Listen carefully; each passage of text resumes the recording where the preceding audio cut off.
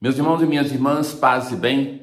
De novo nós temos da liturgia de hoje um episódio do profeta Daniel. Já escutamos aquele de Susana, e agora nós temos o episódio dos 3 jovens na fornalha ardente. Esse episódio animou os primeiros cristãos a perseverarem na fé, porque ao longo da história da salvação nós nos encontramos constantemente com justos que são perseguidos e que dão a vida por causa do Senhor. E reconheçamos que nós temos fé hoje porque essas pessoas, elas acreditaram, porque elas se doaram pelo Senhor. Ora, caríssimos, nós continuaremos também no Evangelho a escutar a defesa que Jesus faz de si. E ele vai dizer aos seus interlocutores: olha, não basta se dizer filho de Abraão, filho de Deus, se vocês não ouvem aquilo que eles estão dizendo e não têm uma vida condizente, coerente com aquele que vocês reconhecem como Pai. Ouçamos. Na antífona de entrada de hoje: vós me livrais, Senhor, de meus inimigos, vós me fazeis suplantar o agressor e do homem violento me salvais. Nós nos encontramos com este episódio belíssimo. Eu me recordo que essa aqui era uma daquelas páginas bíblicas que na minha infância nos encorajavam quando eram transmitidos nos desenhos, nas histórias, a história desses 3 jovens, no nome babilônico Sidraque, Misaque e Abdenago. O rei Nabucodonosor vai chamar esses 3, que esses 3 eram 3 jovens de Israel que eram apreciados pelo rei. Mas aí então os conselheiros do rei, para destruí-los, a inveja que está muitas vezes nas cortes, quase sempre, então eles vão denunciar que esses 3 jovens não aceitavam adorar a imagem que o rei colocou e que obrigava todos a adorá-lo. Então ele vai chamar os 3 jovens e vai dizer: é verdade que não prestais culto a meus deuses e não adorais a estátua de ouro que mandei erguer? E agora, quando ouvirdes tocar trombeta, flauta, cítara, harpa, saltério, gaitas e toda espécie de instrumentos, estáis prontos a prostrar-vos? Mas se não fizerdes a adoração, sereis atirados na fornalha ardente. E a resposta corajosa desses 3 jovens: não há necessidade de te respondermos sobre isso. Se o nosso Deus, a quem rendermos culto, pode livrar-nos da fornalha de fogo ardente, ele também poderá livrar-nos das tuas mãos. Mas se ele não quiser libertar-nos, fica sabendo, ó rei, que nós não prestaremos culto a teus deuses e tampouco adoraremos a estátua de ouro que mandastes fazer. Ora, veja a resposta sábia, a resposta própria de uma pessoa amadurecida, de um ancião, que dão esses jovens. Nós não vamos fazer isso. Se Deus quiser nos livrar da fornalha ardente, ele pode fazer. Mas ainda que ele não o faça, nós não iremos abandonar a fé. Veja quanto vigor, quanto testemunho para nós. E o rei, então, indignado, manda fazer um fogo 7 vezes maior. Amarrarem os jovens, lançarem na fornalha. E ele, então, vê que os 3 jovens estão caminhando de lá para cá. E junto com eles um anjo do Senhor. Chama então os seus colaboradores e vai dizer: porventura nós não lançamos 3 homens? Como é que agora eu vejo 4?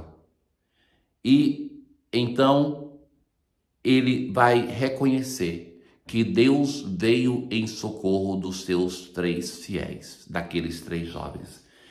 E agora a leitura se conclui com a exclamação do rei Nabucodonosor: bendito seja o Deus de Sidraque, Misaque e Abdenago, que enviou o seu anjo e libertou seus servos, que puseram nele sua confiança e transgrediram o decreto do rei. É o decreto dele mesmo. Bendito seja o Senhor, porque eles transgrediram o decreto que ele mesmo determinou, preferindo entregar suas vidas a servir e adorar qualquer outro Deus que não fosse o seu Deus.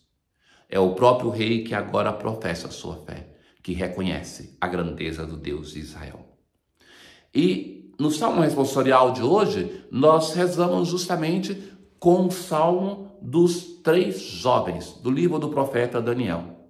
O louvor que eles elevam ao Senhor neste episódio que tem a sua vida poupada no meio das chamas. Sede bendito, Senhor Deus de nossos pais. Sede bendito o nome santo e glorioso. No templo santo onde refugia a vossa glória, e em vosso trono de poder vitorioso. Sede bendito que sondais as profundezas, e superior aos querubins vos assentais. Sede bendito no celeste firmamento. Obras todas do Senhor, glorificai-o, a ele louvor, honra e glória eternamente. Na aclamação ao evangelho de hoje, felizes os que observam a palavra do Senhor de reto coração e que produzem muitos frutos, até o fim perseverantes.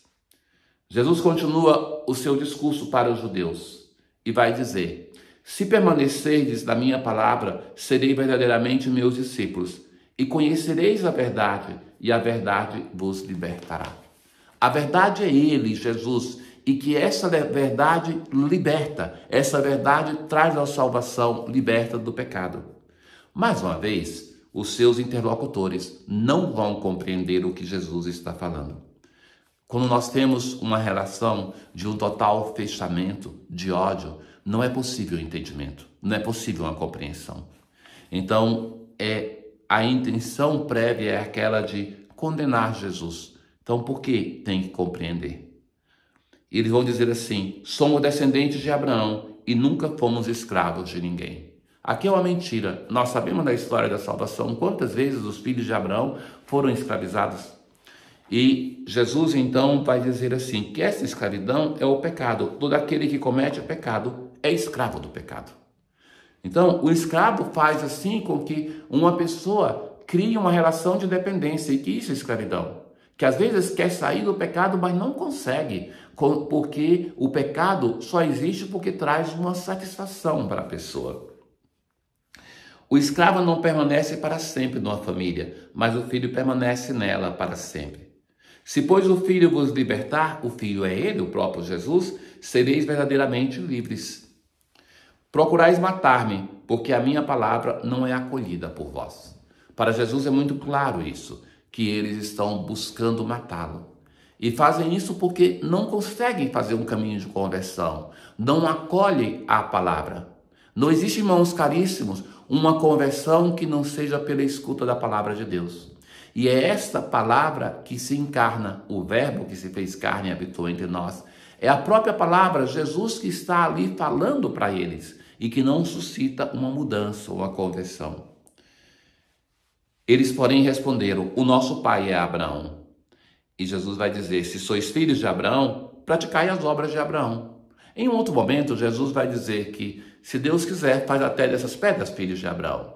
Então, não basta simplesmente nós evocarmos os títulos que nós temos. Eles, filhos de Abraão, ou nós dissermos, somos cristãos, somos batizados, somos de igreja. Não basta. Nós devemos ter obras condizentes com aquilo que nós somos, com a nossa identidade mais profunda.